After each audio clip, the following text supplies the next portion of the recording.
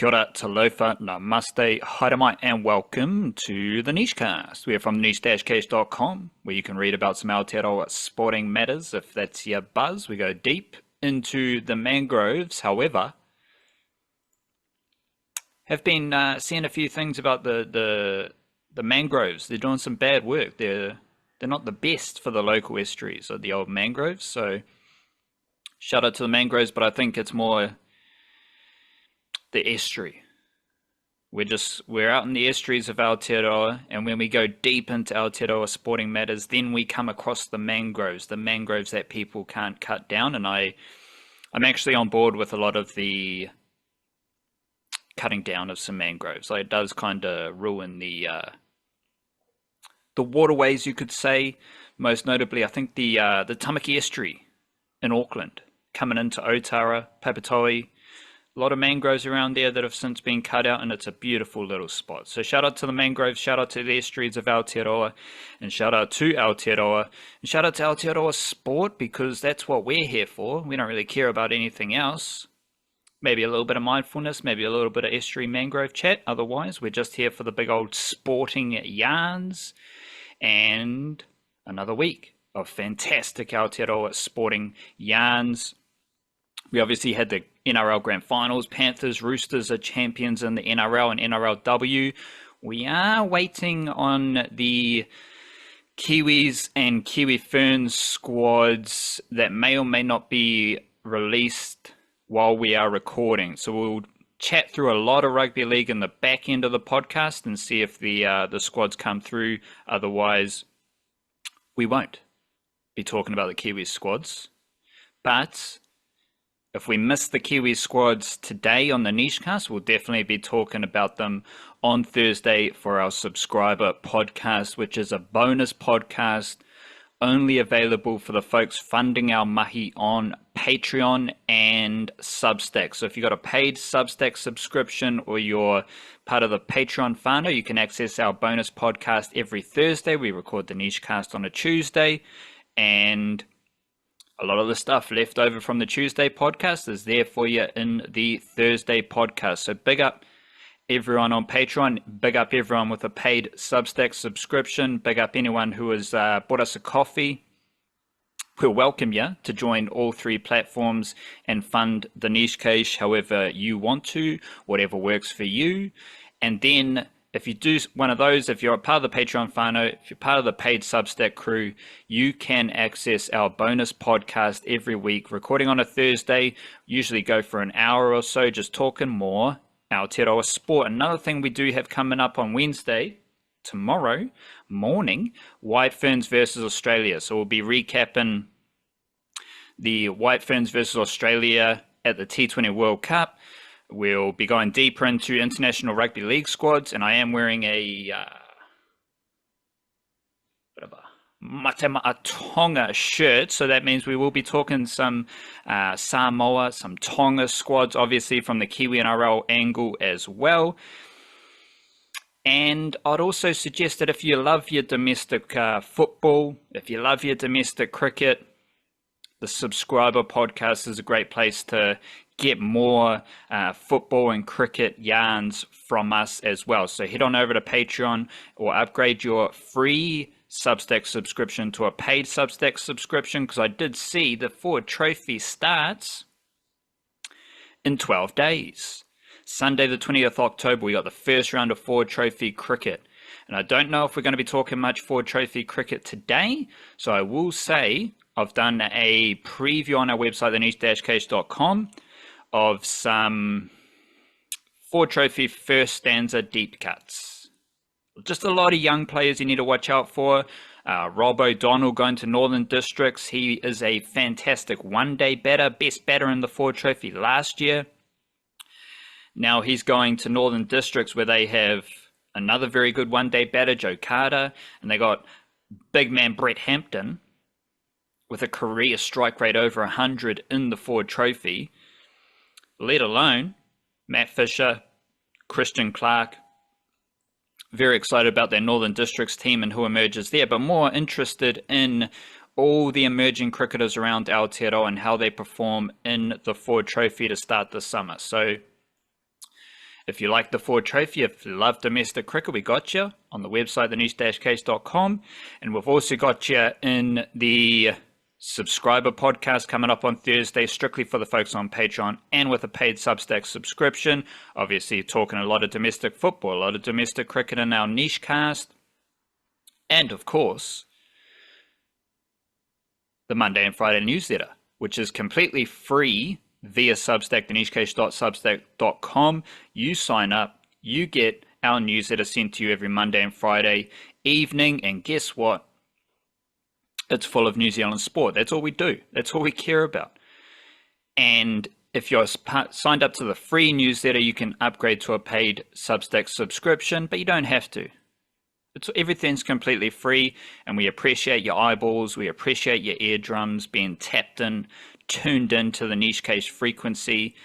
Appreciate anyone who's here every week. And obviously, we appreciate the folks funding all of this exercise as well. Let's get a bit of mindfulness. What do you got, Chief? Well, how about I was going to say ancient Chinese proverb because I'm just conditioned to say ancient Chinese proverb, but I don't actually know if it's ancient or not. It just is Chinese proverb. So it might be from last week. It might be from last century. It might be from last millennium. Potentially from all of them, because hopefully these things are timeless and universal. So the proverb goes, do not be afraid to travel slowly. Only be afraid to stand still.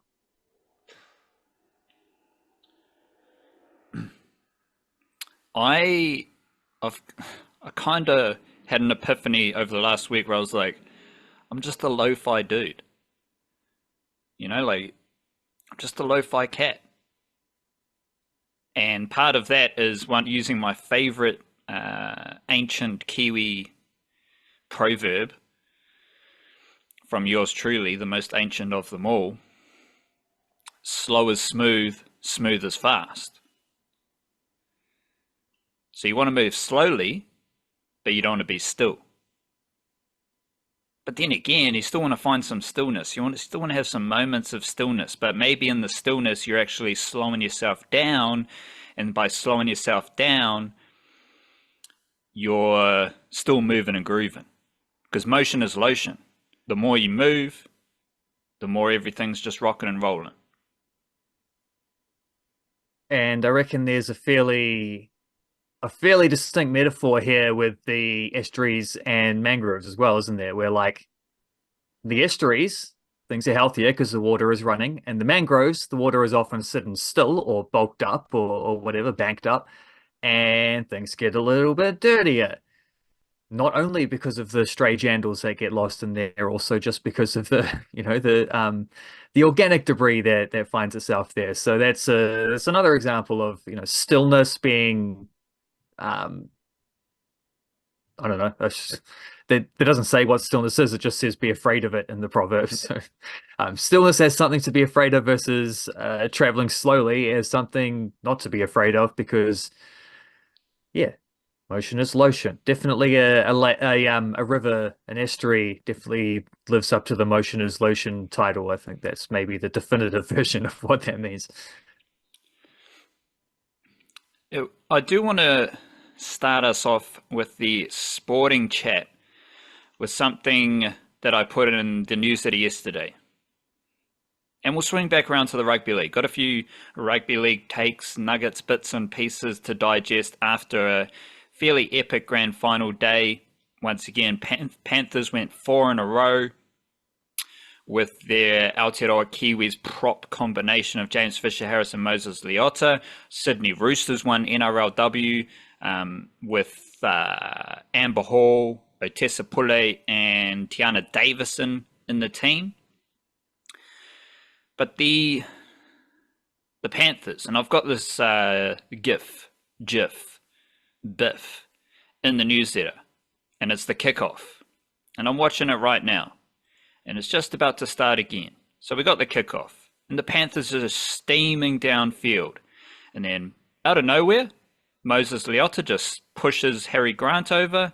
Tui Kamikamica, the biggest dude in the Melbourne Storm team, he runs into Scott Sorensen and Paul Alamotti, but really he's running into like 5 Panthers who just swarm on him, and just basically it ends with Leota and Fisher Harris just laying all over him.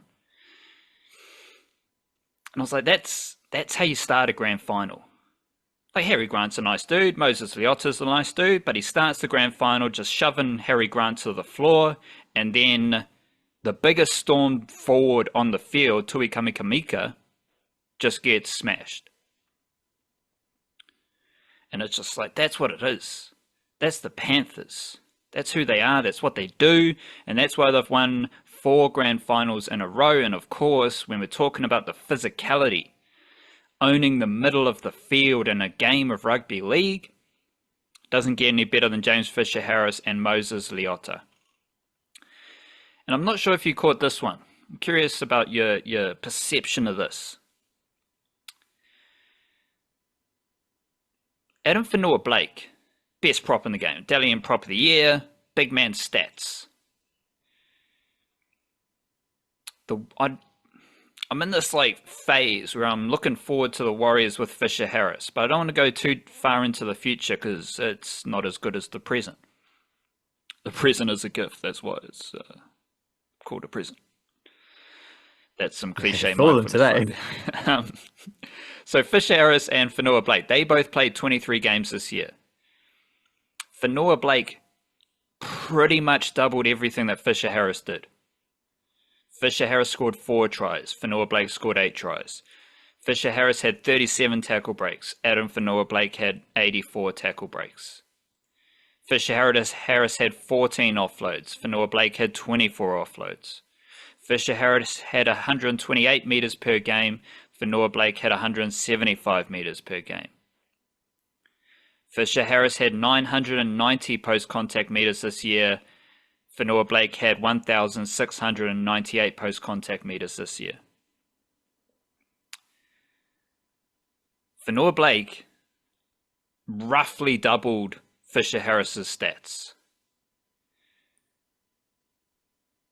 But I feel a whole lot better about the Warriors with Fisher Harris in the team. And it's an interesting learning moment for me, because obviously we appreciate the stats. Stats are very useful when diving deep into the sporting realms as we do. However, Fisher Harris and Leota, they both, like, since the Panthers started this grand final run, and since they were started as the starting prop combination, because Leota came off the bench in 2020, it was Aussie Jim, James Tarmo. He was starting prop alongside Fisher Harris in 2020 when the Panthers lost to the Storm. In this phase, Fisher Harris and Leota had their lowest average run meters per game this year. Fisher Harris, he was up to like 174 in 2019 or something. When Leota came into the starting team, he was over 100 meters. And Fisher Harris has dropped to 128. And Leota went below 100 meters per game this year.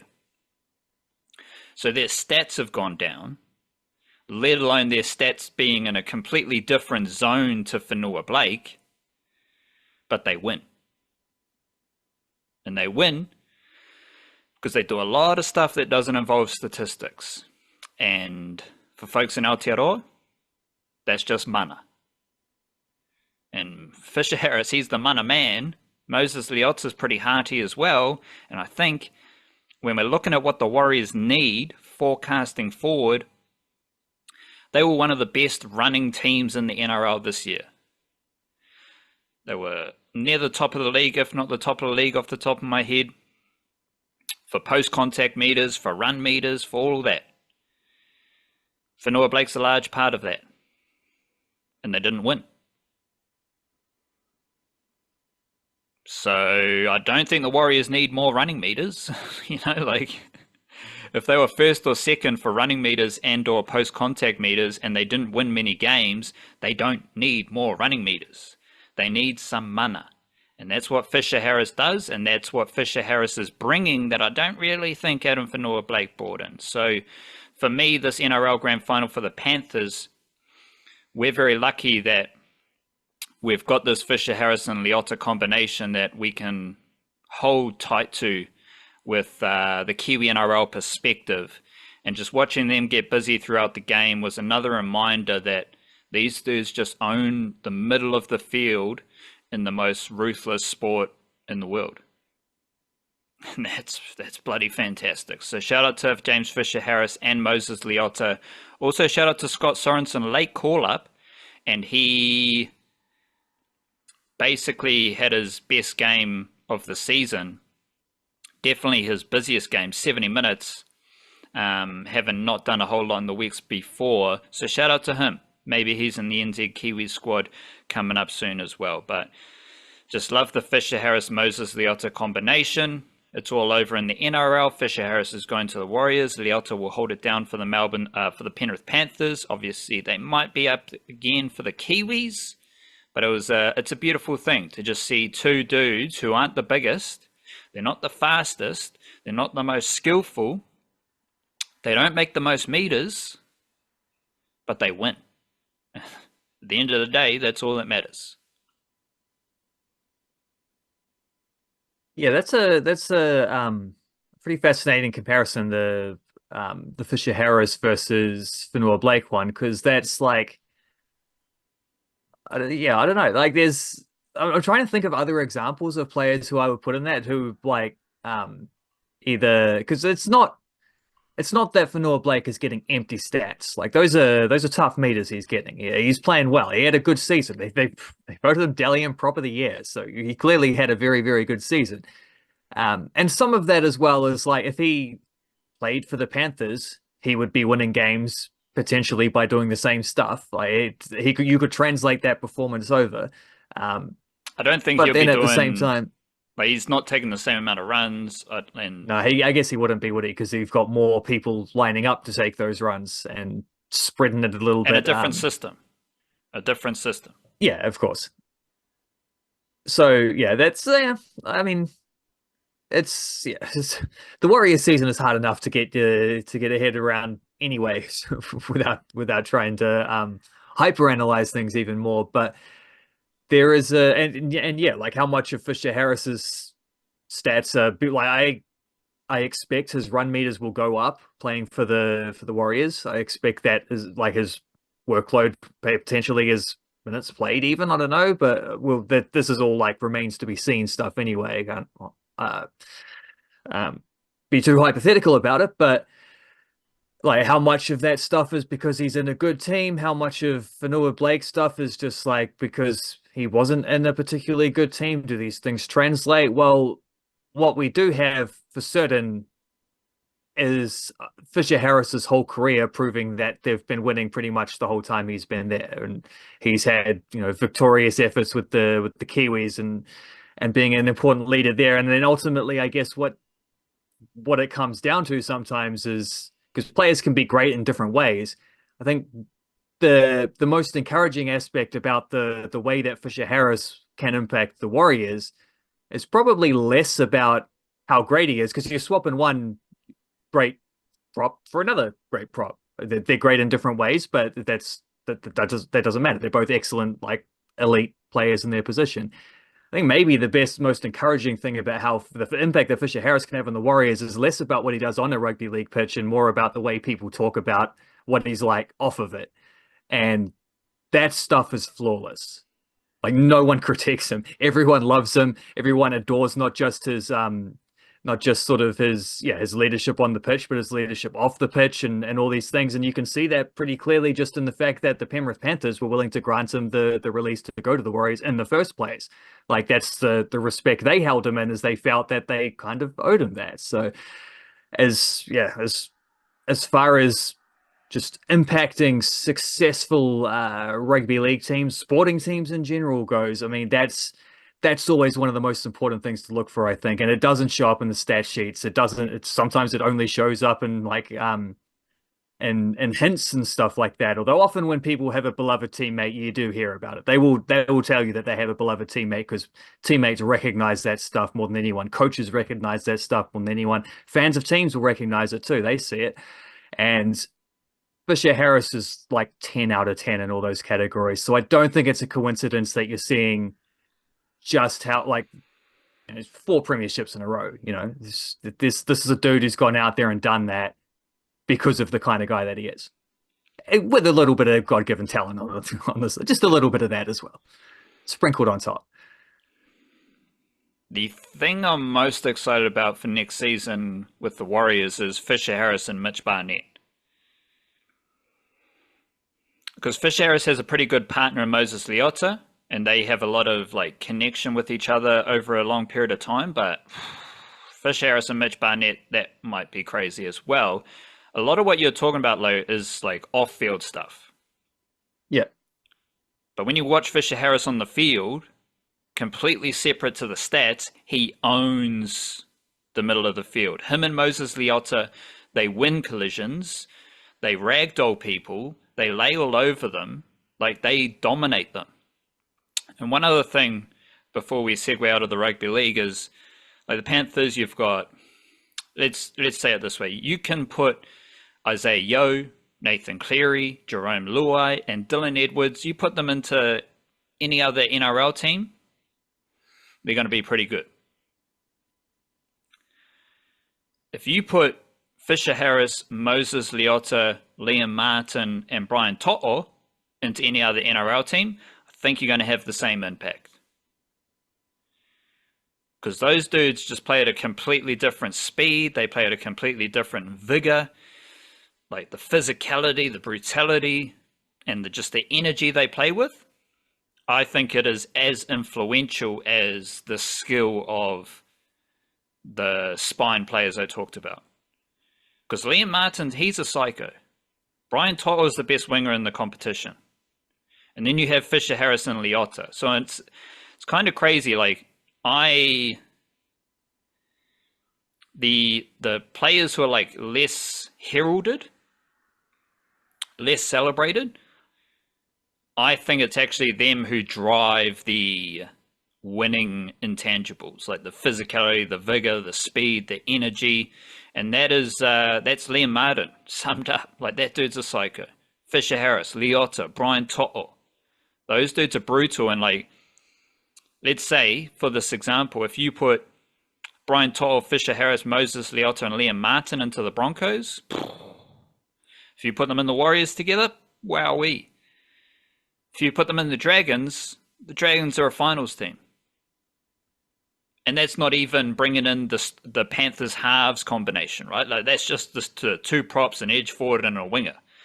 To me, that's the best like summary of what the Panthers are up to, and it's the best summary of what Fisher Harris and Leota offer a NRL team. Which would you prefer? Which quartet would you prefer to be injected into the Dragons? Like, what do the Dragons need, and then how do you feel about that? Well, I don't think you can go wrong either way.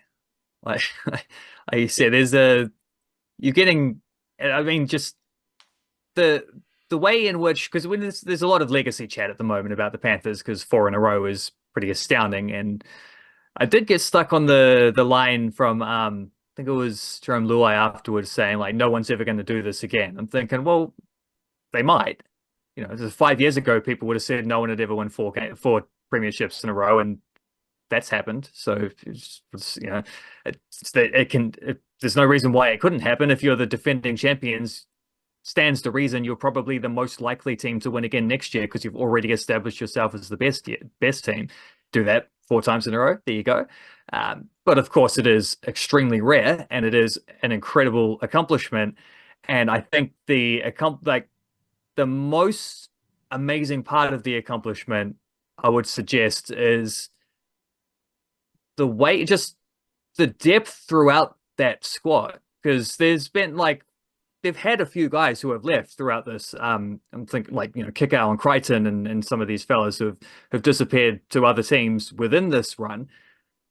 They haven't stopped winning yet. I think Luai and Fisher Harris and whoever else might depart is probably a bigger, more sort of fundamental blow to what they do. But yeah, like, you could take their creative spine, or you could take the maniac forwards and put them into any team, and that team gets a whole lot better. I don't know what the Dragons need specifically. Like, I think the creativity would go down very nicely, but also the physicality would go down very nicely. Like, I think if you're a team outside the top eight, you take either. It doesn't really matter because you don't, by virtue of being a team outside the top eight, you probably don't have either of those things right now. So you're improving your side regardless. So only the other teams in the top eight who could say like, well, we have a strength in this area, so we can afford to pick apart on that side or whatever. But yeah, just and the depth in that squad is unbelievable. The way they put that roster together like that and then maintained it for how long as they have, and just the level of like the lack of complacency, I think, as well throughout that. The way they were ripping and tearing in their fifth grand final in a row, but on the way to their fourth successful grand final, this like just as much, if not even more, than the first championship they got. Like, these things are incredible, and yeah, I mean, I would like to see what they look like without James Fisher-Harris to see how much of it, how influential he was on that. But these are future things. So I think it's probably fair just to respect the accomplishments that we've just witnessed, kind of thing, first. But yeah, to answer the actual question, the Dragons would take either of those. They would take one of those 8 players that you mentioned, and it would be a significant improvement. The Warriors did get one of those players, so the Warriors did get Fisher-Harris, but I think the Warriors they need the class more. They need Yeo, Cleary, Luai, and Dylan Edwards. Because I think Nathan Cleary's much better than Sean Johnson. And I think... Well, he is now, certainly. And I think the Warriors, they do have aggressive forwards. They do have players who can become a little bit rugby league psychotic. But I think the Warriors, they most need that polish, that class. And if you didn't choose one, so I'm going to choose one for the Warriors. And I think the Warriors, they would benefit from the Yeo, Cleary, Luai, Edwards spine. But while we're on the topic, I'm just going to freestyle a bit off the top here, because you were talking about the Panthers' depth, and I have been thinking a little bit about the Panthers' pipeline they've got going, because they, like, the way their pipeline development farm is set up, they're one of the teams that don't necessarily recruit from Aotearoa the most. Like, compared to other NRL teams who have multiple, like 3 or 4 juniors from New Zealand in all of their junior teams, the Panthers don't have that. And it's understandable why. Like, they don't need them.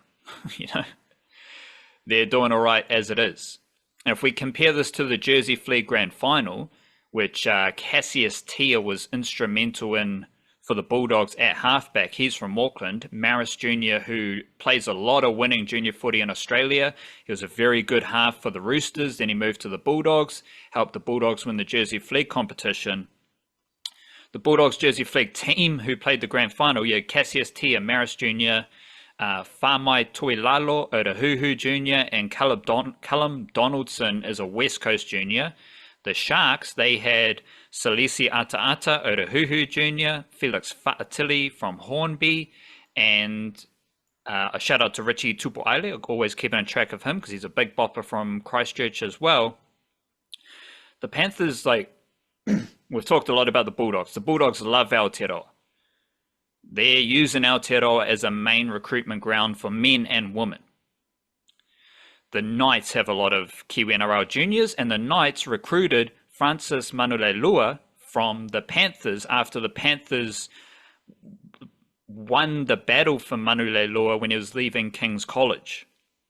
He could have chose from any rugby league team or any rugby union team. And he was in the Warriors system while he was at King's College. But he went to the Panthers. And now he's at the Knights. But I think that's a great stop if you're a youngster trying to get better at rugby league. Just spend a couple of years in the Panthers system, see what happens, and you'll get better. But right now, the only significant notable juniors that I know of in the Panthers pipeline from Aotearoa are the Va'akolo Fafita brothers. I think it's Josiah and Jodeci. So they're the only dudes in the junior system who are from Aotearoa. I think they're from Otara, they're Otahuhu juniors. But now the Panthers have, like, Manule Lua's moved to the Knights. You've got Preston Ricky from the Hokianga, but he's with James Fisher-Harris. He's still with the Panthers. Dayon Amatuanai, he's from Otaki, I think. He's still with the Panthers. So you got those lads who are in the New South Wales Cup mix, but you don't have a lot of juniors right now with Manule Lua departing from Aotearoa. And I'm curious to see what happens early next year. Like, are the Panthers still recruiting from New Zealand? Because if their recruitment from New Zealand goes down, while other NRL clubs are all going up with their Kiwi-NRL recruitment, that tells me that the Panthers don't need it. Like, their system is so good that they don't necessarily need to fill it up with players from New Zealand, because every other NRL team is filling up their system with players from New Zealand. I want more Kiwi-NRL juniors at the Panthers because it's the best system. It's the most interesting place for Kiwi-NRL juniors to go. But it is a very interesting moment because the number of Kiwi-NRL juniors in the Panthers system is decreasing, now updated with a very good player, Francis Manulelua, from Papatoetoe and King's College. Now he's going to the Knights. And the Knights have heaps of Kiwi-NRL juniors, like 10 times as many as the Panthers do. Far less dynastic are the White Ferns in cricket, specifically T20 cricket, where they won a game. They didn't necessarily win their 4th championship in a row, but they won a game, and they defeated India at the T20 World Cup. As someone not fully tapped into what's going on, do you feel like, what's your intuition telling you about this performance? Is it a White Ferns play their best cricket on a day when India played their worst cricket and it's just a lucky old win? Or is this what's your gut feeling telling you about what the White Ferns are up to? Is this a new dawn for White Ferns cricket ahead of their game against Australia on Wednesday morning?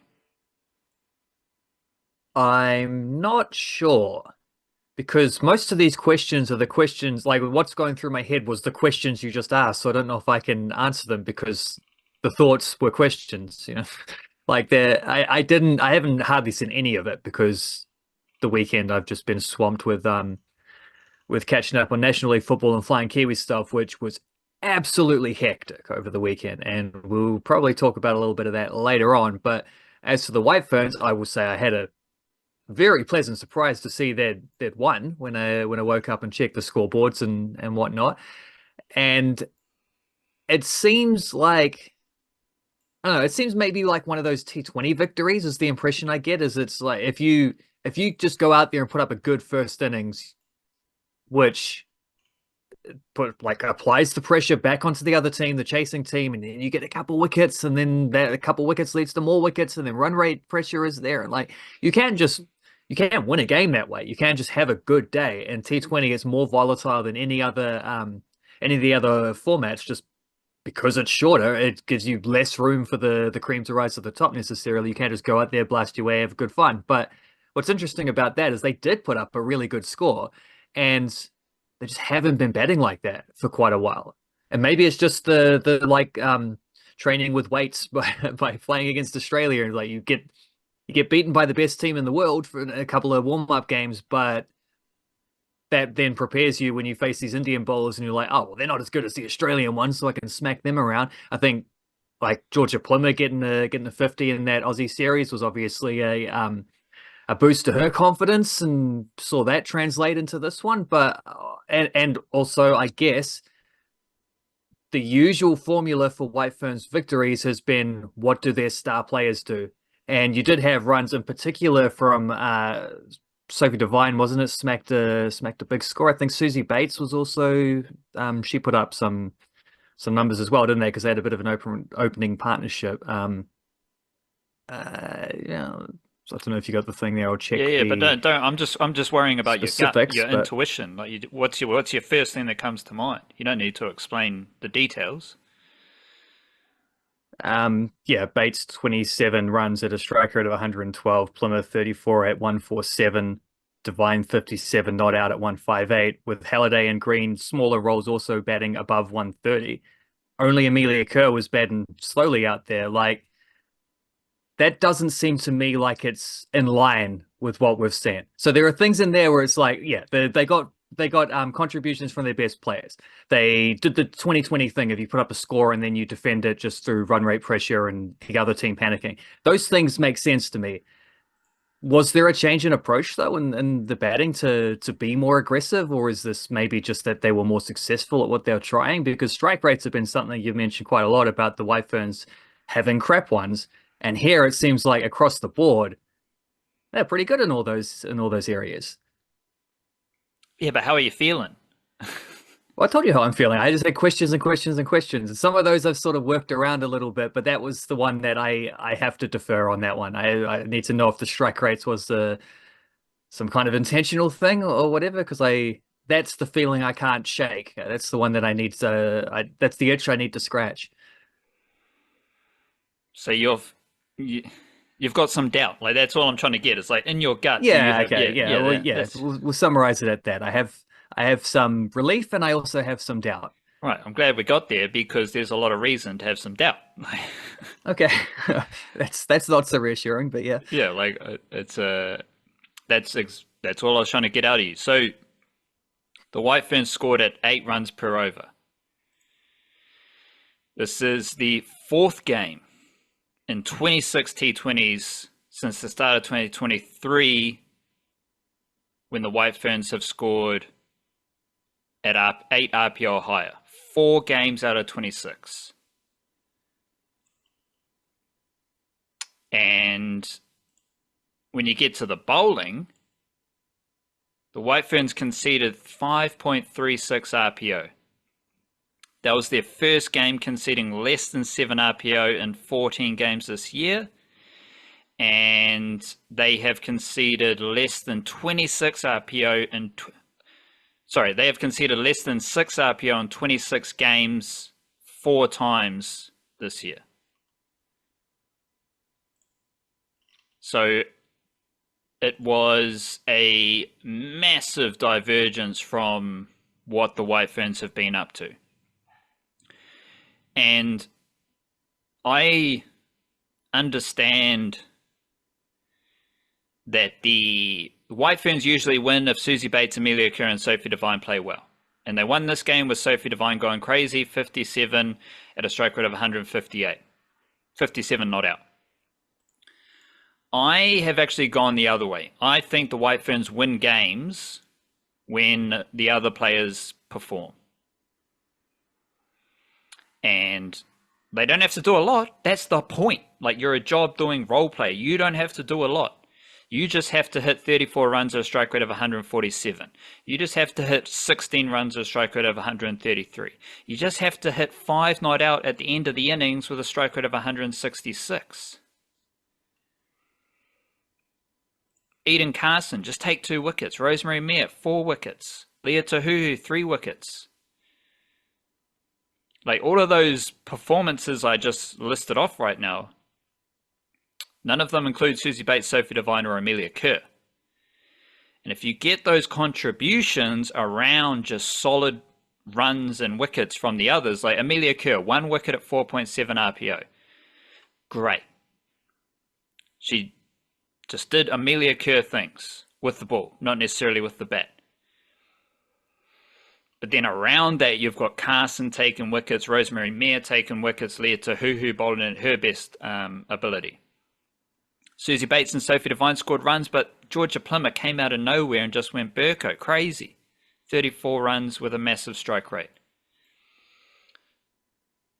I think the most important players for the White Ferns are the role players. And they haven't done absolutely anything in recent times. And that is evident in how their stats look after this game. After they had massive strike rates, after they took wickets. And yet, Brooke Halliday still has a T20 record this year of averaging 15 strike rate of 94. Georgia Plummer, after that innings, she is averaging 16 with a strike rate of 100. Maddie Green, after that innings, she has an average of 15 with a strike rate of 94. There is still no top 6-7 batter for the White Ferns with a strike rate over 130 this year. So after that game, like Sophie Devine, after that crazy innings, she's averaging 28 with a strike rate of 124. That's solid, but it's not destructive Sophie Devine. My point here is that game did nothing to change their T20 stats this year, which shows you how mediocre their T20 stats this year have been. If they just came out blazing boundaries and yet their overall stats haven't really changed. There is still like some quirky selection things. You mentioned like Georgia Plummer again. She played every game against Australia. She didn't bat in the 2 warm-up games. So they had Susie Bates and Amelia Kerr in the 2 warm-up games opening. Then they bring in Georgia Plummer for the start of the World Cup. It worked. It makes sense. Well, it didn't make sense, but it made sense with the outcome. Because I'm not sure how you go. It makes sense if there was maybe an injury or illness that we haven't heard about or something where they were trying to prioritize her for the World Cup game. But if not, then technically it makes very little sense. It's just weird. You warm up the way you want to play your actual stuff. And we've had no cricket for Molly Penfold, Fran Jonas, Molly Penfold or Fran Jonas. They didn't play any warm-up games, or they didn't bowl in any of the warm-up games.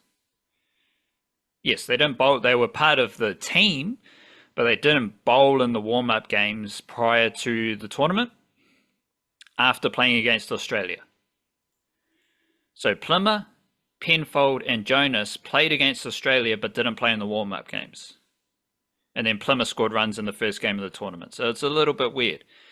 And we also have Jess Kerr was tidy. She was tidy with the ball in this game, 3 overs at 4.3 RPO. But she's not taking many wickets. She's got 2 wickets at an average of 115 and 7 RPO this year. Averaging 115. That's crazy. That's more than Tim Southey's test stuff this year. So, and again, similar with the strike rates. After that game, the only players conceding less than 7 RPO this year in T20s are Rosemary Mears, 6.7 RPO, and Susie Bates, 6 RPO. Susie Bates is apparently a bowler. Like I think Paul Wiseman mentioned her as a bowler in one of the videos. She doesn't bowl. Sophie Devine didn't bowl in this game. They went with the tight 5, Jess Kerr, Carson, Meir, Amelia Kerr, Tahuhu. That type 5 worked. And then they still have bowling options like Devine, Bates, Brooke Halliday in the mix. But Sophie Devine's averaging 42 with the ball, 9.2 RPO this year. That's not great. So it's with bat and ball. This was as crazy an outlier game that I've seen for the Black Caps or the White Ferns over the past kind of 10 years. And it was great. They won. But another example of how crazy this game is. So the White Ferns had a net run rate of 2.9. And New Zealand and Australia are the only teams who have yet to play 2 games in the tournament.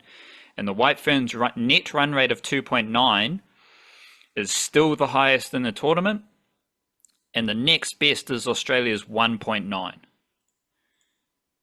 So they're a full run ahead of the next best team. That shows, so we've gone through how crazy that performance was in a White Ferns context. It was also a very crazy performance in the context of this T20 World Cup. And I think India were pretty stinky. So, not to take anything away from the White Ferns, but I don't think India were very good. India defeated Pakistan recently, so they bounced back. And of course, the White Ferns will now play Australia Wednesday morning. And I mean, credit to the White Ferns. If they defeat Australia, like the Breakers, winning their first 2 games in the NBL, like, you got to recognize it. You got to salute it. So be curiously waiting for that game. It's a 3 a.m. kickoff in Sharjah, so we'll be catching the replay of that one. And we'll wait and see what the White Ferns can do, because this game is even more interesting because the White Ferns got rolled 3-0 by Australia a few weeks ago, but it's not as crazy as the England stuff because they got swept 8-0 in both formats of their tour of England a few months ago. So as far as on the back of one win though, there's suddenly, like, because this one win, hopefully it doesn't prove to be an outlier. Hopefully it proves to be like a line in the sand. It's like they've figured out the formula that works. It's being more aggressive, and it's it's just being more aggressive. I think you might even be able to sum it up just in that. But if they can keep that, like the fact that that happened against India, who are probably the biggest rivals or the most likely team to join Australia and going through to the semi-finals from their group, puts them in a fascinating spot because they don't need to beat Australia. If they beat Sri Lanka and Pakistan, as long as Australia beat India, they will be going through to the semis. Like, that will be a top 2 finish. Of course, they've lost to Sri Lanka in away games in recent times. Can't remember which format we talked about the other time, and I still can't remember. I actually think that was ODIs. They lost to Sri Lanka. I think it might have been. And they won T20s off the top of my head in Sri Lanka. Yeah, I think that's right.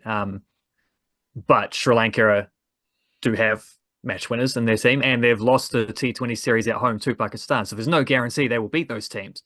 Might well get in fact, that might even be quite a White Fernsy thing, would be to beat India, but then lose to the supposedly weaker teams to miss out on the finals. But assuming they can win those games, all you got to do against Australia is not lose by lots, because they would actually buy yourself, because they beat India by a pretty solid margin. Their net run rate will be in a good shape. It'll be nice and healthy as well. So if you just don't lose to Australia by much, keep it close, even if obviously you go out there and try to win. And if you get a spring and upset, well, then suddenly you're in outstanding form, and we'll have some hats to eat, I suppose, or whatever.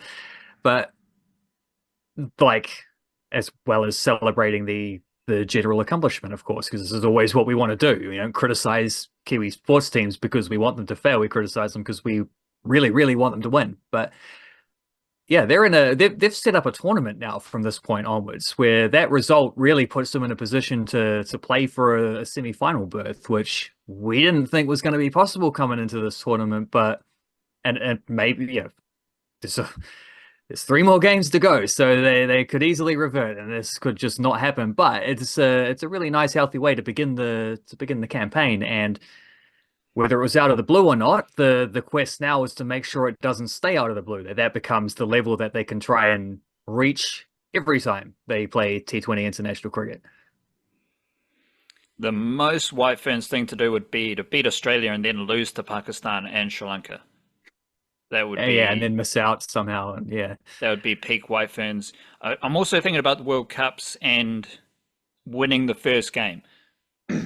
The Black Caps at the ODI World Cup last year, I think they defeated England. Like, they smashed England. Yep. And that was great. Devon Conway hasn't scored runs since. But Rachin Ravindra has. It's the start of something for him. You got to chill out on Conway. I mean, he scored a 50 against Sri Lanka. You know, he's back in form. How did we go on that Test match. Yeah, and then the T20 World Cup, they lost to Afghanistan in the first game, I think. Mm. So the ODI World Cup was all right. They made the semi-finals, as they usually do. That's all good. They won the first game to set that up. T20 World Cup was horrible because they lost the first game. That set the tone. White Ferns have won the first game of this T20 World Cup, and maybe they've set the tone. Who knows? We'll have to wait and see. Yes, so after this game, they play Sri Lanka on Saturday night. So we go Wednesday morning and then Saturday night for what the White Ferns are doing at the T20 World Cup. And we'll get into some football where Chris Wood scored a goal again. And the best thing about Chris Wood goals is how quickly he looks around to the lino to make sure it's not an offside. Because we know that the woodsman in the forest, he does love being offside. And sometimes that gets in the way of his goals. Other times he scores the goal, looks around, flags down, bang, it's a goal. So I did have a chuckle. Like as soon as he scored that goal, I think it was against Chelsea. Nottingham Forest, there was a 1-1 draw with Chelsea. As soon as he scored that goal, he just looked straight around the corner. Lino's flags down. It's a goal. Booyakasha. Yeah, I mean, this has been a long time trend of Chris Wood. He used to win the old, what I'm going to call the golden flag for the most offsides. He's done that before back in Burnley days. Obviously, playing for Newcastle, he wasn't quite getting as many minutes necessarily in order to repeat that. But also, just in general, his offsides did go down. There was a different role they were asking for him. It was a lot more defending behind the sort of, or in front of the defensive line and trying to cut off passing lanes and things like this. And they weren't using him as they were more of a possession-based team, so they weren't looking for him to run in behind. They were expecting to be able to work themselves into better crossing situations and playing deep around the penalty area and stuff like this. So the offsides did stray there for a little while. I'm going to tell you now that I've just looked this up, and the Premier League most offsides this season, after however many weeks we're up to, seven rounds, I think it is. Number 1 is Dominic Calvert-Lewin of Everton with 13. Number 2 is Chris Wood with 10. So he's back up there. He's that's how you know he's in good form, and how you know he's been a key player for Nottingham Forest is that he's getting himself flagged offside. He's also scoring goals because that's 4 goals in 7 games, and that was his first ever goal against Chelsea Football Club. They're one of the last remaining teams in the Premier League that he's played regularly without actually scoring against. He's been ticking off a few of these recently. He's doing some nice things there. But yeah, Chelsea was one team that had really struggled to at the back of the net against for a very long time. I think Manchester City were up there for a long. He used to lose 5-0 every time he played City when he was playing for Burnley, but he did score a late equaliser for Nottingham Forest against Man City last year. Can't remember if that was his first goal against City. I think it might well have been.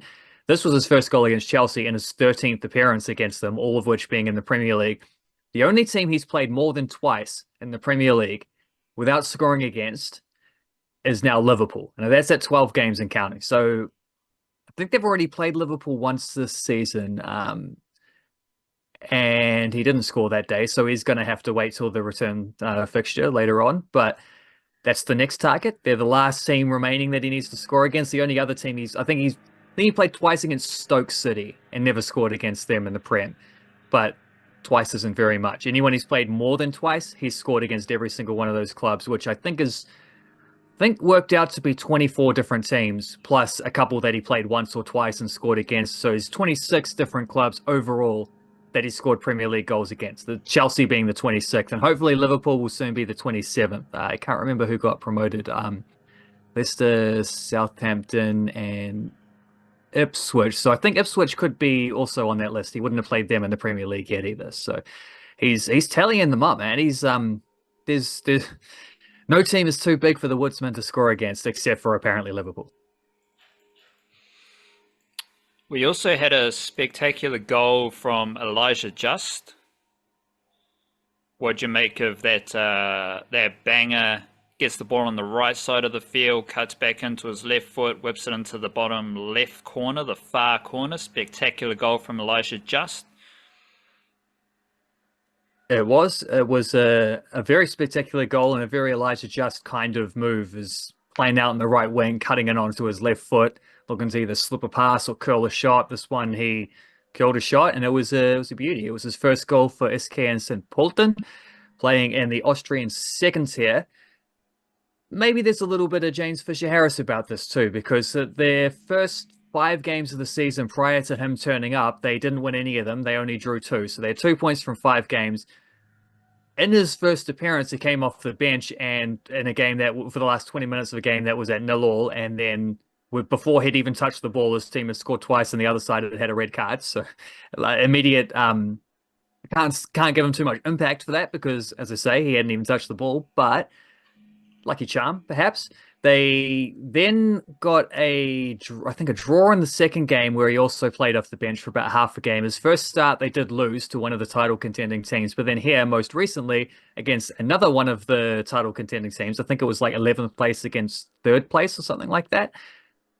They won. They won 4-2. He scored the first goal to get things going. So they've taken 2 points from 5 games without him, and 7 points from 4 games with him. So he's turning things around there nicely. I guess that does stack up, because it was kind of seen as maybe this was a sideways, or perhaps even a slightly downwards move from Elijah Just, going from second tier of Denmark, having played in the first tier of Denmark, but his team got relegated and he was back to the second tier, to the second tier of Austria, which is sort of like similar level to Denmark, maybe even a little bit less, but also with just because of the way the competition is structured, harder to get promoted out of that league.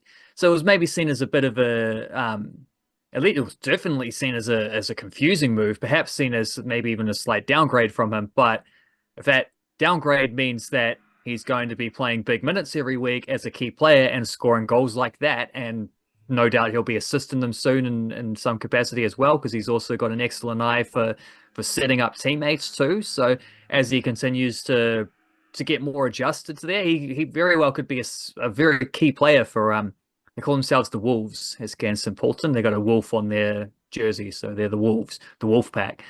He could be a key player for the Wolf Pack. And if it's not, you'd rather see him playing at the highest level possible, but if he's not, you just want to see him playing really well and being in good form and getting goal contributions. And this signs so far from his first month in Austria are that he can do that. So that is nice and promising ahead of an All Whites tour.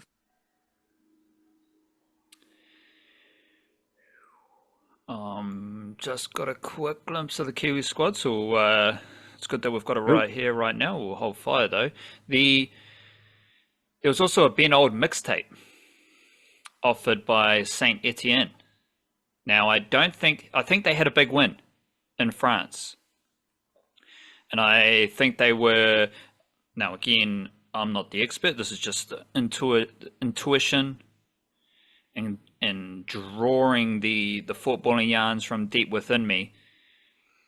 I think Saint Etienne was struggling, and there was even some graffiti, a little bit of graffiti action, saying how shit they were or something like that. So this win was pretty epic, and I don't think Ben Old scored a goal, but he did get a highlights package of him doing what Ben Old does best, dribbling and just bursting forward. Like sometimes he got the ball on the edge of the box and would just burst forward. Sometimes he's getting the ball in attacking areas and he just takes on defenders. And as I watched it, I was like, well, I just saw a really awesome Elijah Just goal, and now I'm watching Ben Old literally do everything he was doing with the Wellington Phoenix in France. I'm like, this is pretty cool. Like, there's some nice attacking talent there for the All Whites to embrace. What's the latest with Ben Old and Saint Etienne? Yeah, they have been struggling. Their defense has been pretty terrible, but they did win this week. They won 3-1 against Auxerre, so that is a nice, tidy victory. A fella called Zuriko Davatishvili got a hat-trick. So good from him. Ben Old, yeah, didn't no goals or assists there. I don't think he's got any goals or assists in actual action yet. He got a few in preseason, but doesn't really count. He's been promising though. Like he's been a little bit in and out of the starting lineup sometimes, but he's started more games than he hasn't. And for a team that has not been in great form and has clearly looked quite limited since being promoted back up to the French top division, Ben Older's made a lot of fans. Like the you compare I try not to do this too much to get the like fan perspective because of I know what fans are like. I've been in those conversations where fans often are reacting very emotionally about things, and you're not necessarily getting like tactical analysis or anything when someone says that so and so is terrible or so and so is amazing.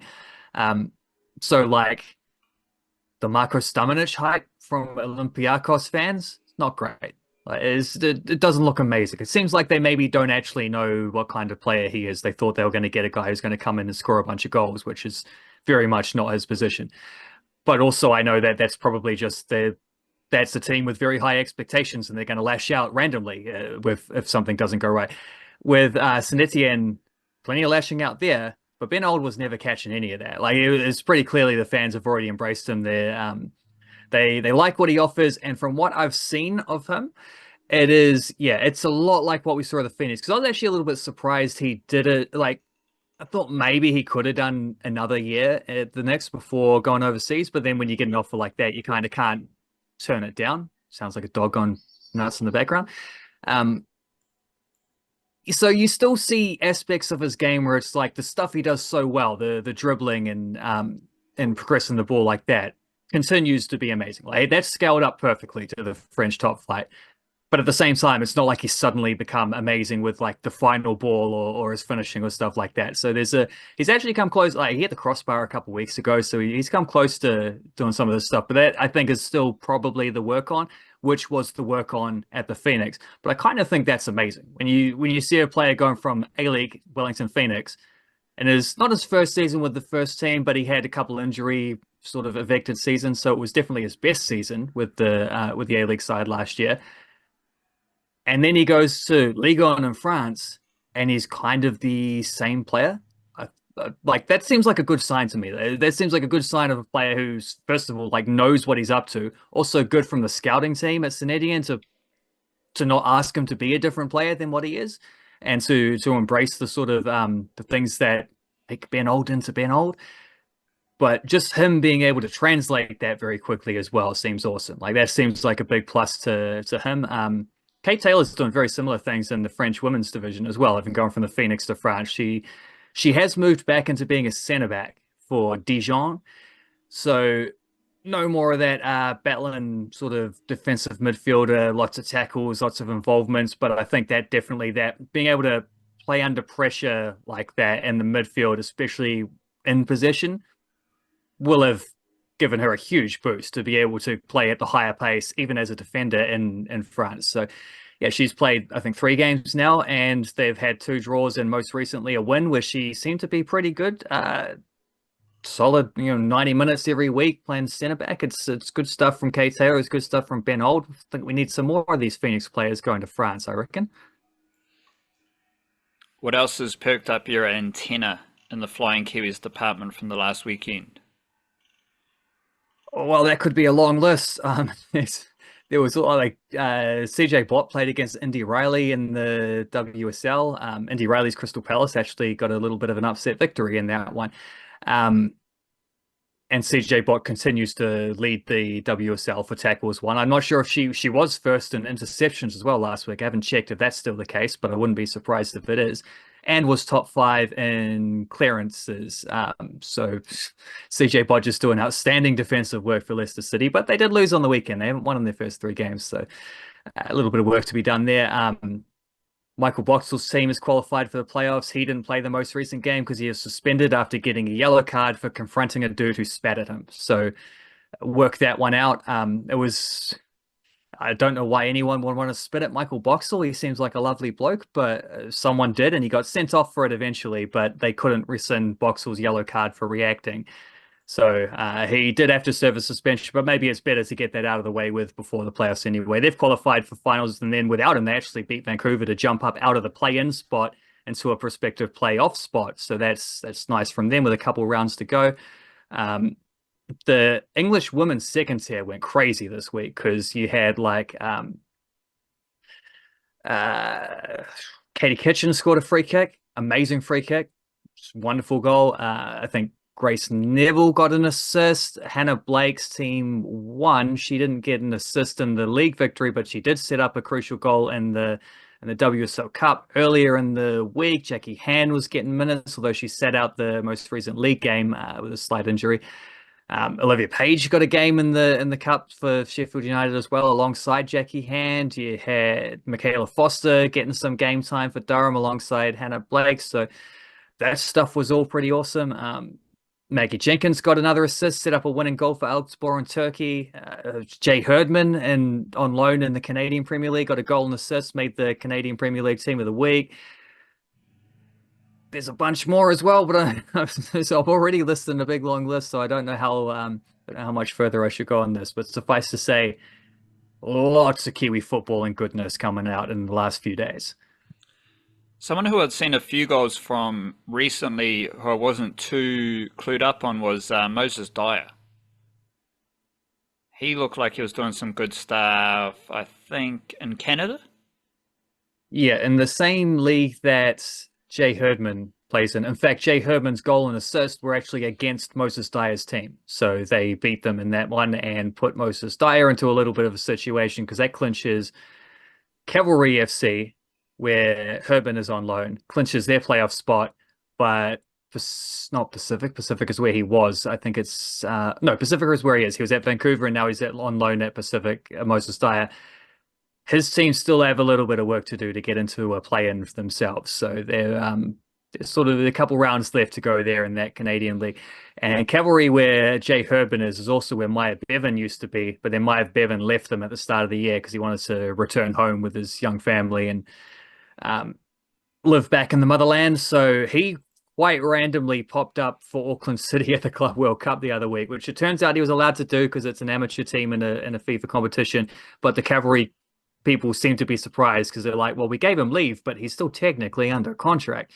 But they did put out a statement the other day saying that they've allowed him to take up an amateur opportunity back in his homeland. So it sounds like we'll see him in the National League for Auckland City from probably this week onwards. Didn't see him in the first two rounds, though. I just had to do a quick Google search, Pacific Football Club. Where's that? It's not in the Pacific Islands, that's for sure, because it's in Canada. And it's like, it's on a little stretch, not a little, but a big stretch of land opposite Vancouver, kind of right on the Canada-USA border up near Seattle. So it's a pretty obscure place for a football club. Yeah, the weird thing about that is the team that he was playing at before, Vancouver, where he started off quite nicely, scored a couple goals, then had a bit of a dry spell and he wasn't playing that much. And then they loaned him to Pacific FC with a player going back on loan in the other direction. It was sort of like a informal player swap kind of thing. And he suddenly scored like scored in 4 games in a row early on in his stint with Pacific. The weird thing is they seem to have the same ownership group. So Vancouver and Pacific are owned by the same people. That's why they swap players between each other. And from what you're saying, it sounds like they're also located quite close to each other. So I don't know exactly why that situation exists, but it does. And Moses Dyer, I think Samoan heritage. So it's just nice and fitting that he'd be playing at a team called Pacific. Let's get into a little bit of National League where I just want you to break down a couple of youngsters. We've got Gabriel Sloan Rodriguez, who's part of the Wellington Phoenix system. And then correct me if I'm wrong, but there's also Charlotte Roach. Was she playing in the Kate Shepherd Cup stuff? She scored the winning goal in the grand final of the Kate Shepherd Cup, so yeah. And now she's scored a goal in the National League for Auckland United, another fantastic goal. What's the latest with Charlotte Roach? How are you feeling about her progress coming out of the Kate Shepherd Cup and International League with Auckland United? Reminder, not to get confused with Auckland FC, we've got Auckland United, we've got Auckland City, we've got Auckland FC. There's a lot of Auckland football teams, but this is Auckland United in the National League. Indeed. And Charlotte Roach, actually, she's a Cantabrian who came through the Canterbury Pride system. And she was there for a couple years where, like, because I think with her, there's been a consistent trend of just being able to score goals in the National League. But then also, I think maybe coaches have looked at her and thought, like, there are others who maybe link play up a little bit better or whatever. It's not necessarily like she's the standout player. But then when you're playing as a striker and you keep scoring goals, like, no currency is worth more than that. So she, yeah, had a few good years with, particularly I think 2 years ago when she was about 17 or 18 playing with Canterbury, where she broke into the team mid-season and just kept scoring goals. And they were struggling to score anything without her. And then she just had this knack of some way, one way or another, like, a big chance was going to fall her way at some point and she was going to put it away. So I think she might have moved up to Auckland for university, but I'm not 100% sure on that. But anyway, she's moved up to join Auckland United, which is a fantastic progression for someone like that who is trying to iron out like a couple of aspects of their game, because that stuff is happening fairly quick at Auckland United when you're playing for the best team in the country, like the best club team. They've won everything so far.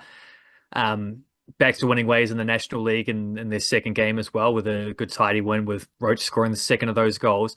She's now playing alongside Kaylee Ward as well, who's been perennial Golden Boot contender and American import, usually playing in Wellington, but she's moved up to Auckland United just for the National League phase of things. That's a pretty good player to be learning from. You're in the same team as, ex-professionals, potentially future professionals as well still. We don't know exactly where they're at in their careers, but Chloe Knott's there, Saskia Vosper's there, and just this week, Paige Satchell turned up at Auckland United as if they didn't have enough talent already. So, fantastic environment to be learning from. And yeah, Roach seems to have continued that knack of just being someone who can find a goal, even if it looks like she's missed a couple of chances, even if it's looked like maybe she's not as into the game as you'd hope. Like, she's just the type of player who there's always a possibility, and she just has this knack for scoring National League goals. I love it, and I love seeing that embraced as well by the best team in the country. Like, there are other strikers they could have signed. They could take their pick when you're Auckland United being as successful as they have been, particularly this year. But they were building towards this for a couple of years. So yeah, like, I love seeing Charlotte Roach in a team like that. I think that's really good, and they were so good against Eastern Suburbs on the weekend. Like, Eastern Suburbs defended awesomely. They were really good, and it felt like a foregone conclusion that Auckland United were just going to win. They just ground them down. The constant, creating chances, making things happen. Kaylee Ward scored their first goal. I thought Chloe Knott was spectacular in that game, pressing up and winning so much ball in the attacking half, and then whatever got over her into the defensive half, her other midfielder, Yumi Hamashima, the Japanese import, would just sweep around and win those ones. And Harashima and Knott were the two who got the assists for their two goals as well. So Auckland United looking pretty sharp there in the Women's National League. But I knew we would... I didn't expect to be talking about Charlotte Roach necessarily. I might have mentioned her anyway on the thing. I knew we would be talking about Gabe Sloan Rodriguez, though. Did you see the goal he scored? Did you see the clip? You follow it through and watch the second nutmeg as well? Yeah, but that's a bit disappointing. Like, I get it's a nutmeg. I get all you football freaks love a bit of it between the legs, but he just kicked it out. He did get tackled afterwards. I also kind of just wanted it for the commentary of them saying, like, he's a fantastic player kind of thing. There was the same player, though, I'm pretty sure. It's hard to tell on the streams, but I'm pretty sure that's the same dude he nutmegged to score his goal. It was the same guy he nutmegged again later on, like 15 minutes later or something. But if I had more time, I'd have gone through and picked out a bunch of little like tricks and flicks he did in that game. I just picked one, the best one that had the sort of most stuff all at once, because who's got that much time? But if I was one of those, like, I was one of those type of accounts, I'd have picked out all the little clips. I'd have chucked a European techno music background noise on it like they always do, and made a good old-fashioned early 2000s YouTube video out of it, because he had a great game for the Weenix on the weekend. I'm just thinking, like, It's like if you do a mad step and you just step into getting smashed in rugby.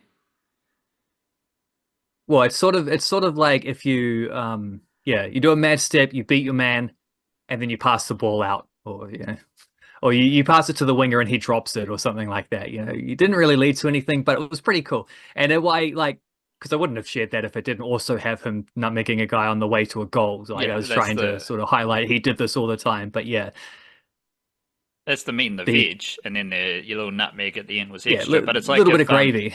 like Zach Lomax does a massive step, fends some dude in the face, and he just flicks the ball over the sideline. Like it's You good say that stuff. like it's a hypothetical thing.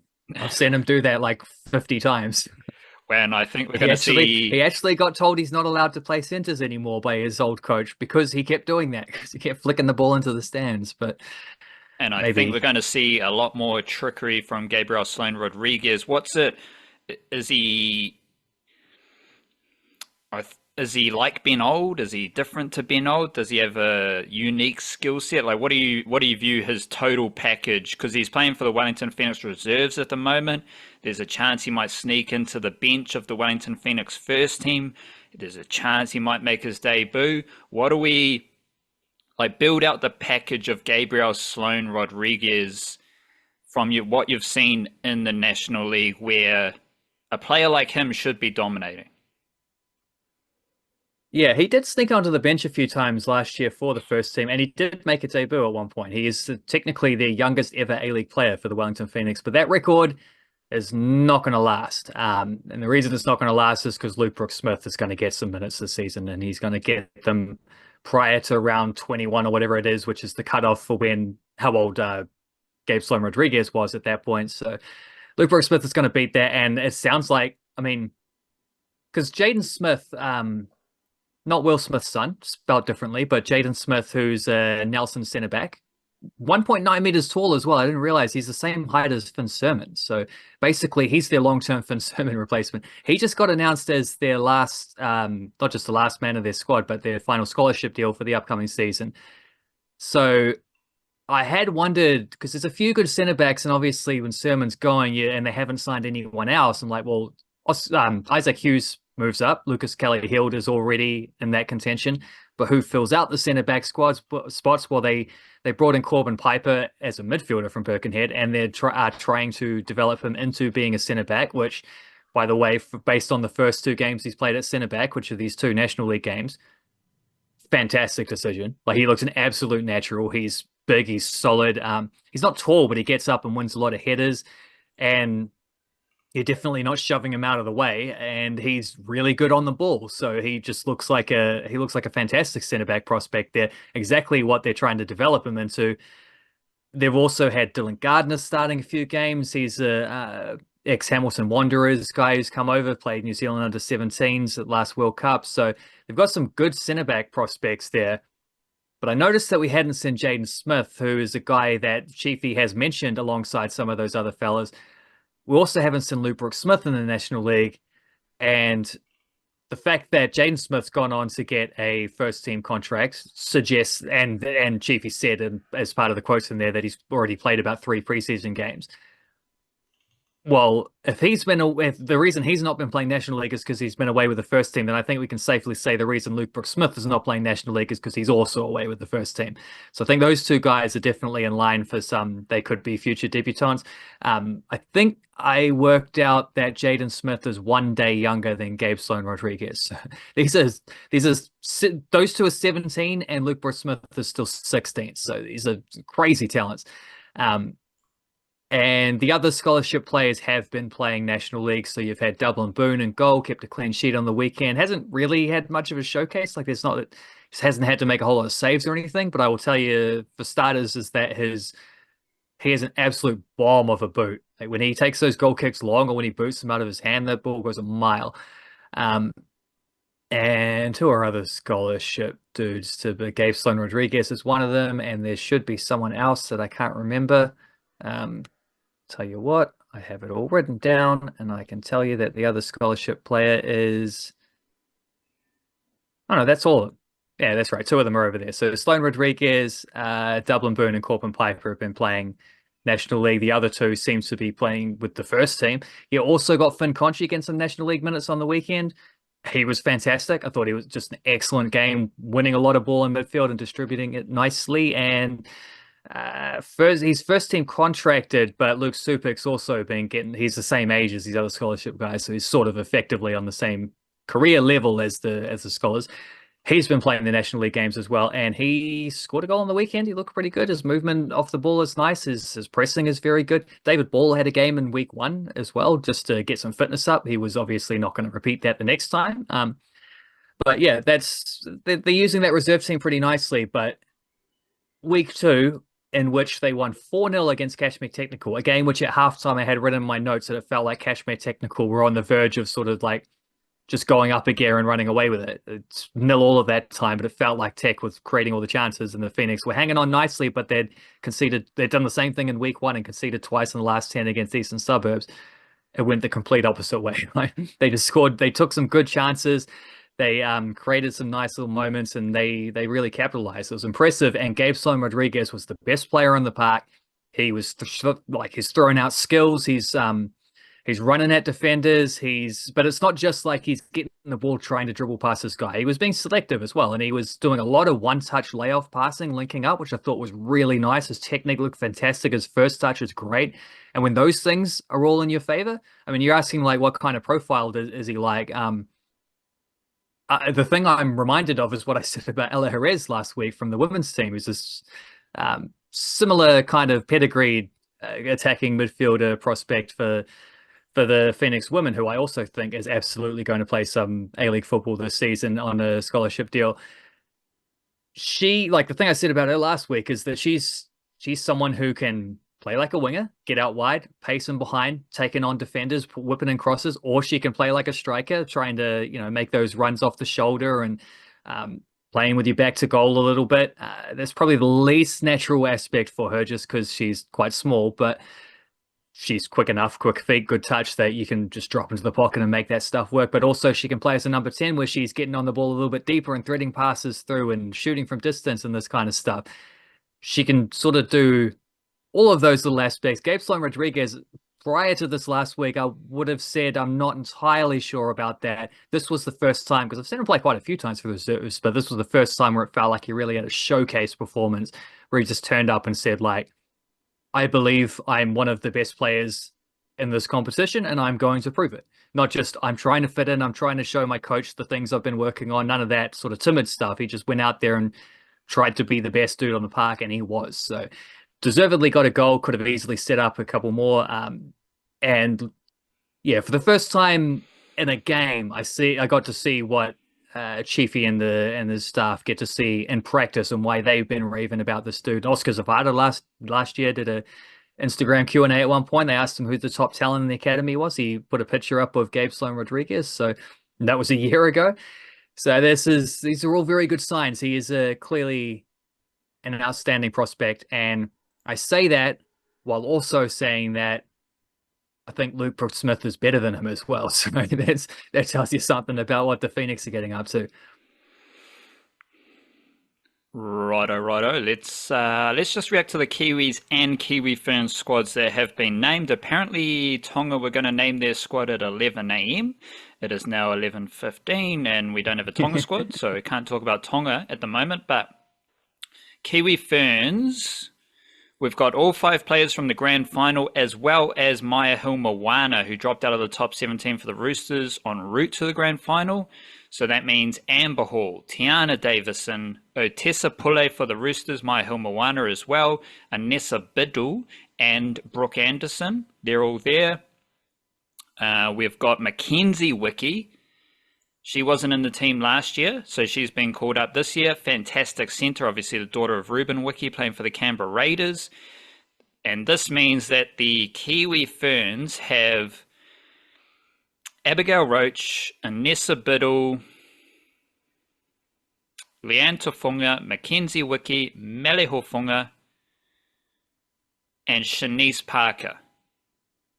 There's 6 of the best centres in the NRLW, and they're all in the same Kiwi Ferns squad, so that's awesome to see. No Racine McGregor at halfback. She announced that she wasn't going to be part of the campaign, so that's all right, all good. But we've got Tyler King. She's in the mix for a half spot. We've got Ash Quinlan is in the mix for a half spot. And Gail Broughton.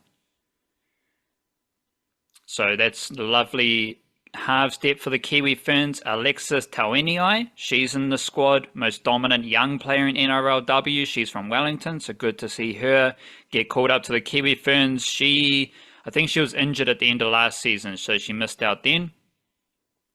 I need to learn about Brooke Talataina. She's from the Tigers. Didn't have her in the NRL Wahine mixer, so she's there now. Otherwise, everyone else has been there before by the looks of it, and it's just a good squad. I wrote in the newsletter yesterday that I think women's rugby league is better than men's rugby league in New Zealand, and this squad is as good as it can get, give or take some injuries and unavailabilities. So I love the Kiwi Ferns squad, love the power, love the skill, and they're just awesome. Shout out to the Kiwi Ferns. Just scrolling through it one more time. Yeah, nothing else too crazy there. Kiwi squad.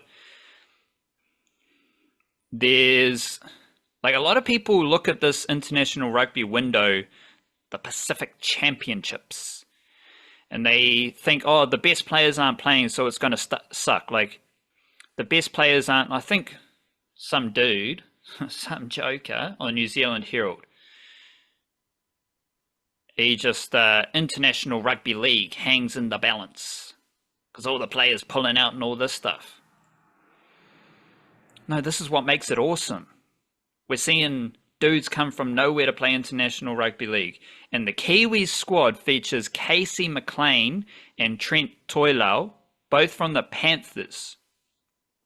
I'd heard about Casey McLean having connections to Aotearoa. Basically, it's like they've got a Māori parent or they've got a parent from New Zealand.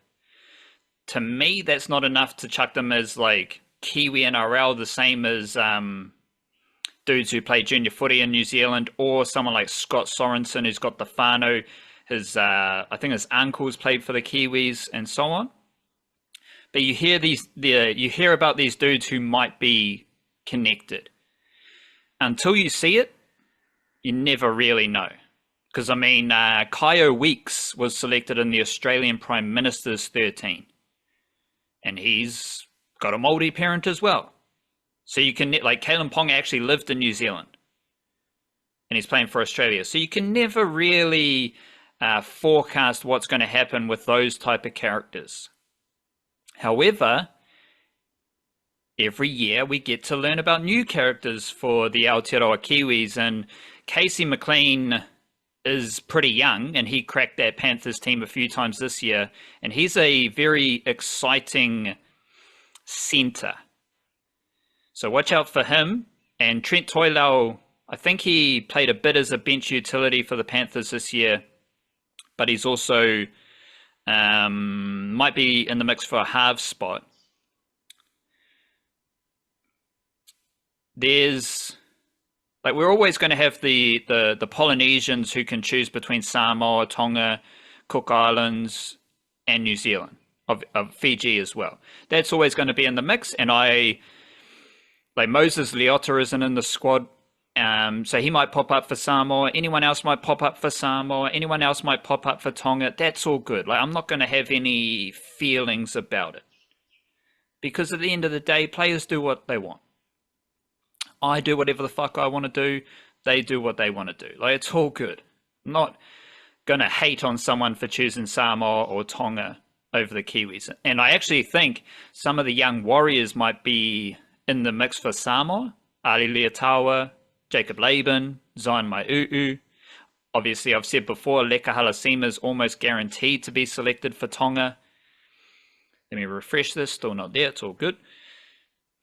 But my point here is that the Kiwi, like Casey McLean and Trent Toilau, they've both kind of come through that Australian system. I think Trent Toilau has played for New South Wales. Casey McLean definitely has.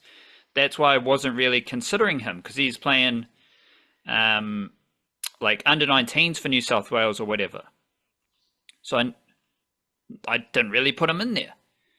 But now the Kiwis they are selecting good players from Australia. Like Casey McLean is a very good young rugby league player. And I know less about Trent Toilau, but if he's a youngster playing NRL for the Panthers, I think he's pretty good. Like that's not an easy task. We got two more Kiwis in the Panthers after all, huh? Yeah, there we go. But they're not recruited from Aotearoa. No. So like I'll never feel any type of way about players choosing Samoa or Tonga over New Zealand, or you never judge a player for choosing to play for New Zealand ahead of Samoa. Like whatever, it's a very fluid situation, the cultural diversity of New Zealand. But right now, this squad features two good young players who, to the best of my knowledge, spent a lot of time, if not their whole lives, in Australia. They have the allure of New South Wales origin footy. And essentially, Casey McLean and Trent Toilau have chosen New Zealand Kiwis over state of origin. That's pretty exciting for me, especially Casey McLean. Phoenix Crossland was in the mix. He was being talked about for a while, born in Wellington, but spent most of his life in Australia. And this is the fun thing. Like, we don't need the best players. Because the reality is, after a long NRL season, you're not going to get the best players. But you're going to get a lot of different players and quirky players, funky players. And they don't get, like, it's very exciting to have Casey McLean and Trent Toilau in the Kiwis squad. I wouldn't say it's exciting, but it's quirky to have Peta Hiku in the squad. Yeah, picked out of Super League, didn't he? So why has this happened? He must be playing all right in the Super League. But the way they've selected the team with Casey McLean, he's a very good centre, I think they just needed a bit of mana. Bit of old, an older head. Kaumatua. That's all Peta Hiku is. Like, he might play a few games, but I think he's a good veteran of New Zealand Rugby League, considering he can play centre, wing, fullback. He can do a bit of everything. But I don't think he's going to be starting many games. But he's just a good person to have in the squad. And I think that's a nice little selection for him. Otherwise, considering all the players that are out, which is understandable considering the calendar and the schedule, it's a pretty similar team that defeated Australia. It's a pretty similar team that defeated Samoa 50-0. It's a pretty similar group that went 80-0 in those two games last year.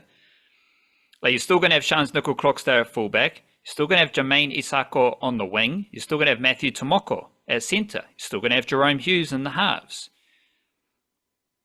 You got James Fisher-Harris and Joseph Tapine. They're still there. Leo Thompson's still there. Isaiah Papali'i's still there. Griffin Neem's still there. And the players that they're bringing in, Marata Niokore, Scott Sorensen. Those are pretty solid NRL performers who can step up to international footy. Let alone, like, Nofahu White and Keanu Kinney were in the squad last year. William Warbrick, he was locked in for the squad this year. Aaron Clark, I think he's played his way in as a small forward who can cover a bit of hooker. Be interesting to see if he does play hooker, because that might forecast his role with the Warriors. But I think he's more of a small forward for the Kiwis. But he might be a good bench player, and I think that's his role for the Warriors next season, as a bench player, primarily playing small forward, little bit of hooker. Playmakers, we got Jerome Hughes, Cody Nikarima, Trent Toilau. You might get some Keanu Kinney action in the halves. They might just have Peter Hiku in the halves, number 6, alongside Jerome Hughes, just as a reliable veteran, but I don't think it's the most potent option. But it's just a solid international option to lock up an area of the field. I know, it's a cool squad. I'm going to have to learn. I'm going to have to learn about Casey McLean. Going to have to learn about Trent Toilau. I know a lot about the new players. We got Nofahu White, Will Warbrick, Jordan Ricky. I think he was in the 2019 squad, but he didn't end up playing. So, yes, the Broncos weren't great this year, but he's right there. He was there in 2019, and he's coming back around. He's about as high pedigree in New Zealand Rugby League Junior as there has been over the last 10 years, so he's always been on the radar.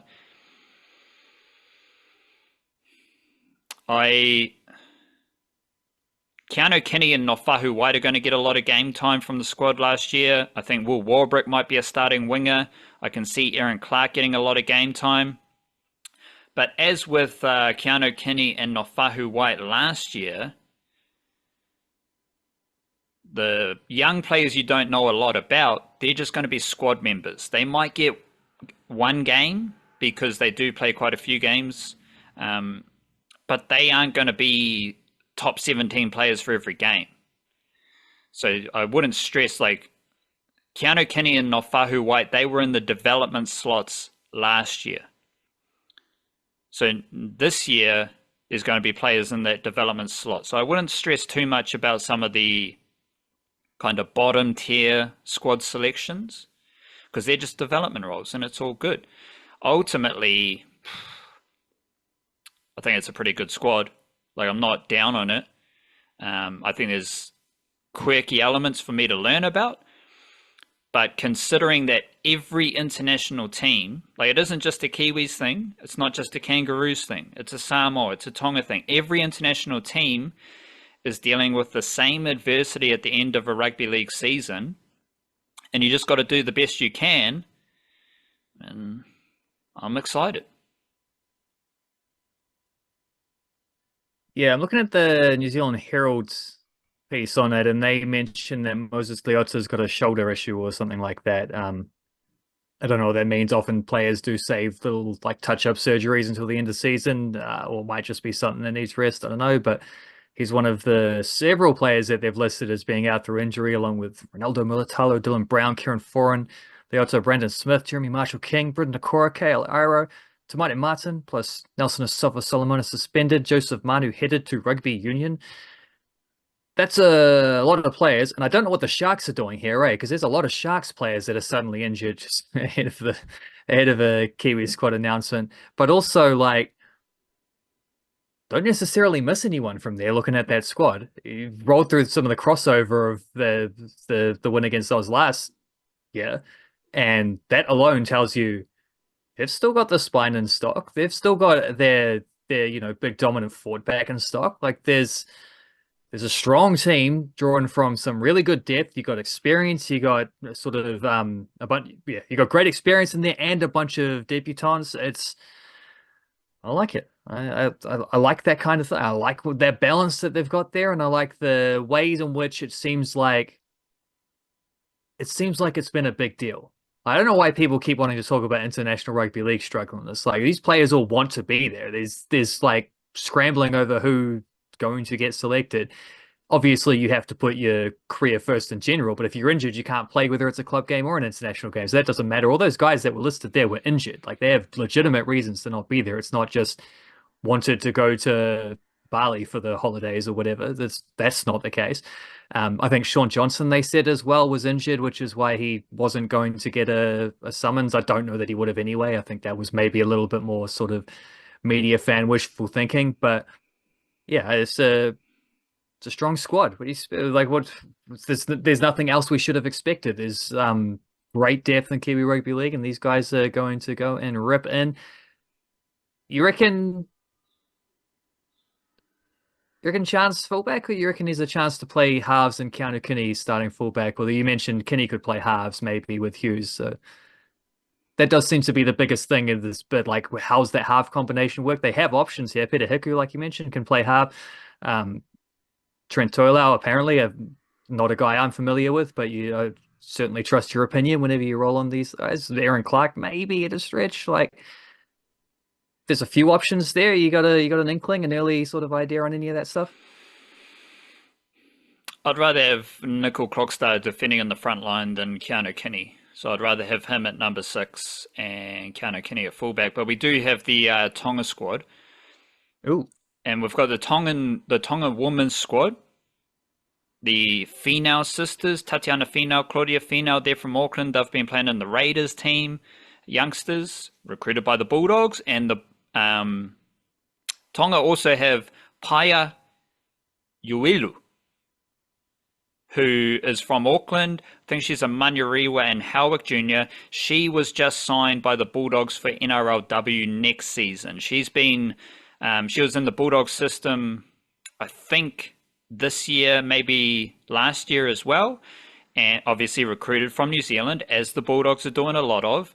And now she's been signed to the Bulldogs NRLW squad, and she's been called up to Tonga. The Fotu Mawala sisters, Tuleo and Metanoia, they're in the squad. We've also got Shannon Muru is from Auckland, and Lavinia Tauhalaliku is also from Auckland. She's signed to the Warriors next season. She's in the Tongan women's squad. The Tongan men's squad is pretty standard. There's not too many intriguing players here. Specifically from Aotearoa under the Kiwi-NRL umbrella. You've got Siwa Wong choosing Tonga again, Satili Tupanuia, Maris Jr., Jason Taumalolo, Papakura, Otahu, Tuilola here, I think it's a Maris Jr. Isaiah Katoa's kind of from Wellington. Saliva Havili, Manurewa. So it's a pretty solid Tonga crew. Yeah, solid, I'd say. Not necessarily spectacular, but again, like, I don't think the Kiwi squad is spectacular, but it's very solid, so I like it. Not sure what we're going to get for Samoa. Have to wait and see. I think Samoa has the biggest crossover, like the biggest kind of curious eligibility stuff with New Zealand Rugby League especially, so it'll be interesting to see what happens there. But obviously you said Moses Leota's having surgery or rehabbing. I don't, yeah, injured. They didn't specify beyond that, just said shoulder. So he's not going to be lining up for Samoa, one would imagine.